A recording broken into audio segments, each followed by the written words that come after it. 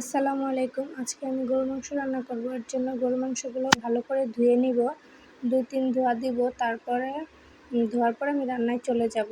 কড়াইতে তেল আর পেঁয়াজ দিয়ে ভেজে নিব। তারপরে 2 চামচ পেঁয়াজ বাটা দিব,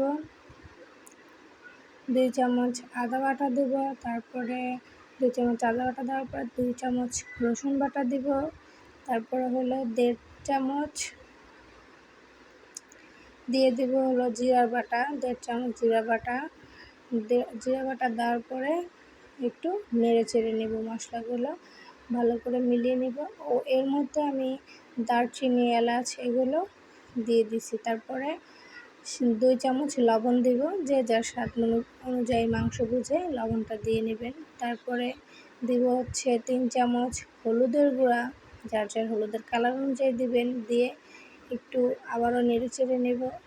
নাড়াচাড়া করার পরে এখন দেব মরিচের গুঁড়ো, যে হলুদ মরিচের গুঁড়ো দেব 3 টেবিল চামচ। 1 টেবিল চামচ আবার পরে দিয়েছিলাম ঝালের জন্য, যার যার ঝাল অনুযায়ী দিলেই হবে। তারপরে 4-5টা কাঁচামরিচ ফালি দিয়ে নিব, দিয়ে নেড়ে চেড়ে তারপর তেজপাতা 5-6টা দেব। দেওয়ার পরে পানি দেব হালকা কষানোর জন্য।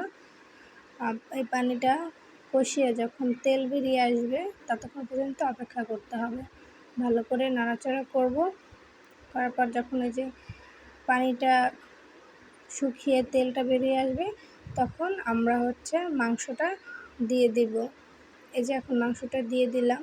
মাংসটার সাথে ভালো করে মশলাটা মিলিয়ে নিব। একটু ভালো করে নাড়াচাড়া করে মাংসটা কষানোর জন্য আমরা এখন একটু পানি দিয়ে দিব। যে অল্প একটু পানি দিয়ে মাংসটা কষানোর জন্য কষিয়ে দেবো। যে আমাদের মাংসটা কষানো শেষ। এখন যে যতটুকু ঝোল প্রয়োজন সেই অনুযায়ী ঝোলটা দিয়ে নেবেন। আল্লাহ হাফেজ। আসসালামু আলাইকুম।